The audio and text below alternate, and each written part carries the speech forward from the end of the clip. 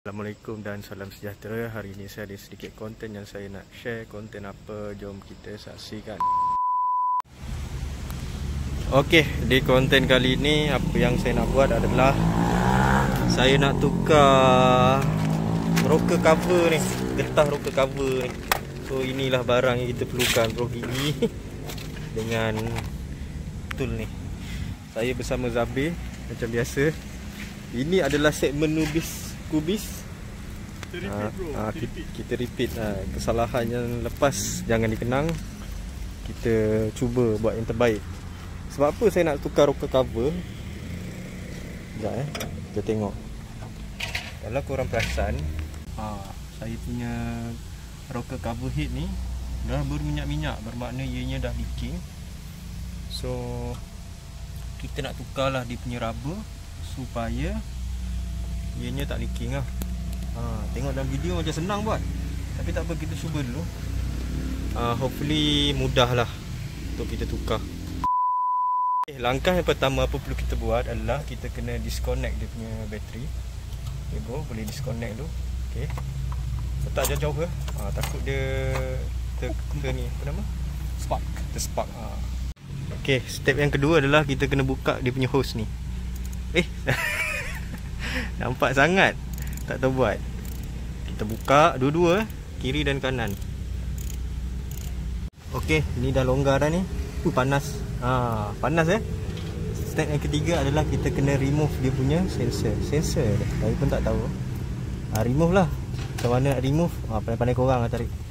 Okey, step yang seterusnya adalah kita kena buka benda ni. Kena cari sepanah yang sesuai lah. Lepas buka benda ni, kena buka yang belakang tu. Yang belakang tu kot. Yang belakang ni. Jadi satu skru kat belakang tu. Okay.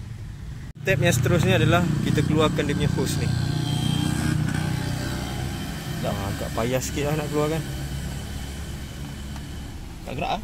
Tak gerak lah. Sebab kat sana dipegang, kat sini pun dipegang. That's why dia tak gerak.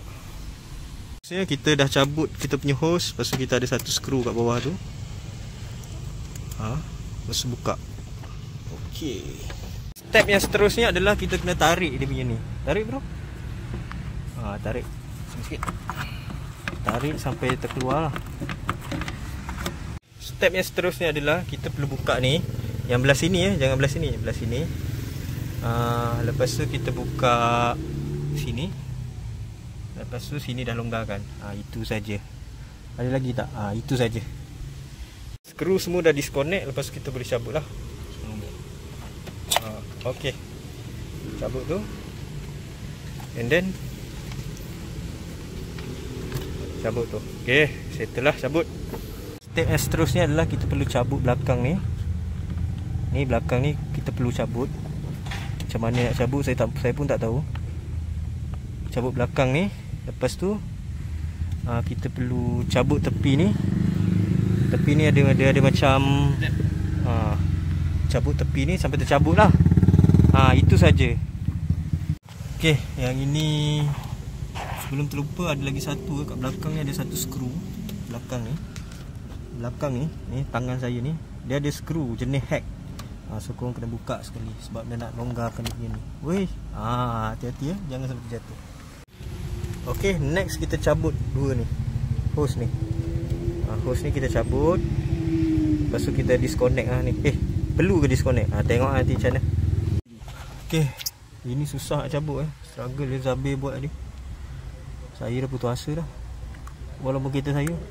Macam mana nak cabut ni? Cik bawah. Lepas tu kita buka lah semua skru ni sampai habis. Ada lagi ke belakang? Buka lah semua skru tu sampai settle. Tu belakang tu pun ada skru. Sini ada skru. Buka lah habis. Kau ini senang macam video sebelum ni. Sangat senang. Okey, akhirnya berjaya juga buka. Penat gila bhai. Penat Zabir. Penat gila bhai. Tengok macam senang tapi sebenarnya susah gila nak buat. Ya Allah, susah. Serius saya kata susah. Okay, step yang seterusnya kita cabut lah benda-benda ni, getah-getah ni. Tapi getah ni saya tengok daripada segi pematian saya tak adalah keras sangat. Kan? Okey lagi, sebenarnya tak ada keras sangat pun. Tapi saya tak tahu kenapa leaking. Dia selalu kalau ada keras dia picit sana patah dah.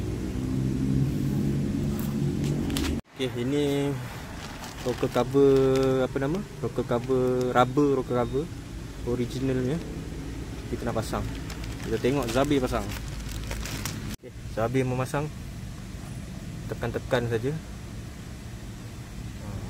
Tekan-tekan je lah. Tekan tu jangan terlalu dalam pula. Tekan-tekan saja.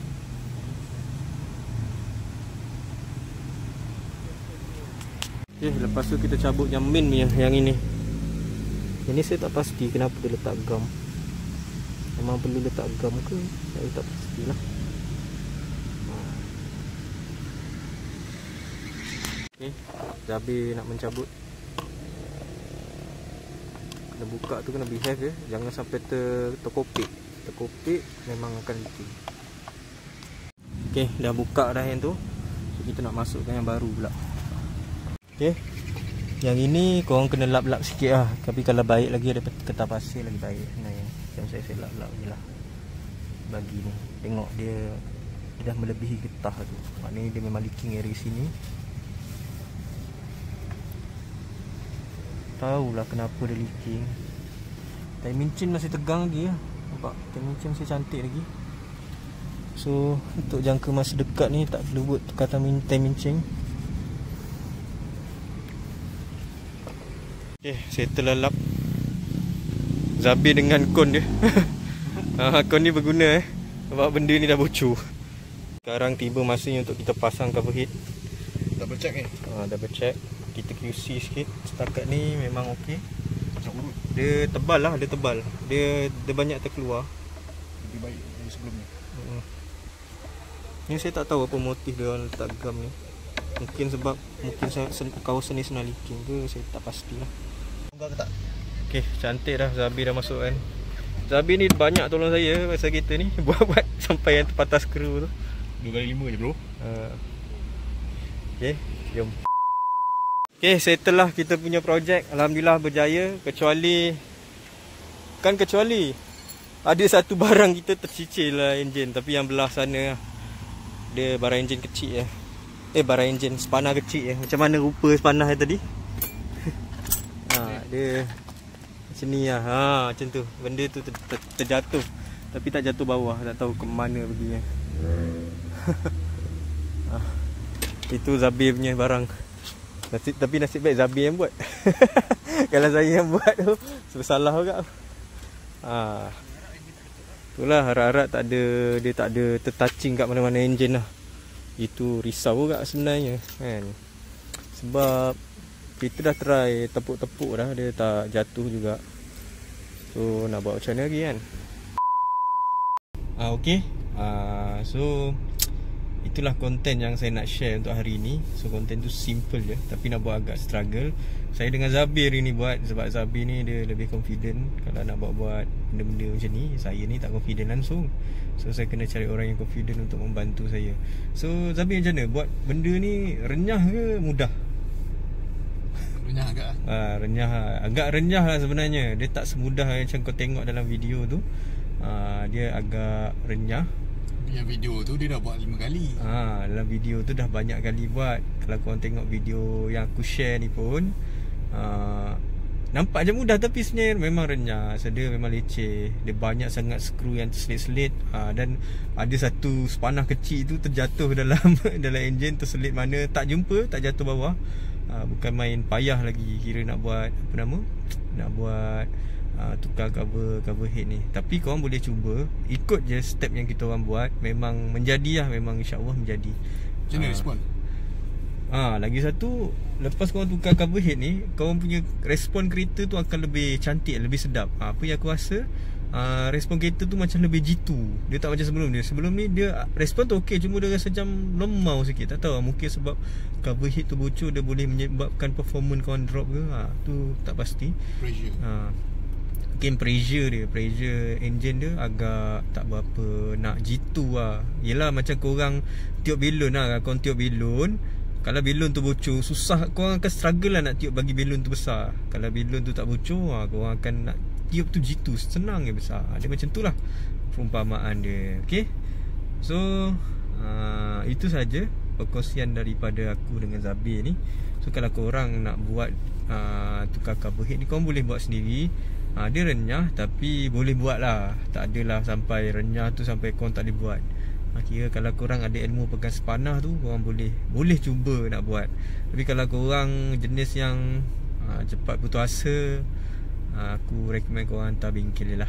Lebih mudah. Sebab memang macam tu. Memang aku pun terfikir, kalau aku buat seorang, aku akan hantar bengkel.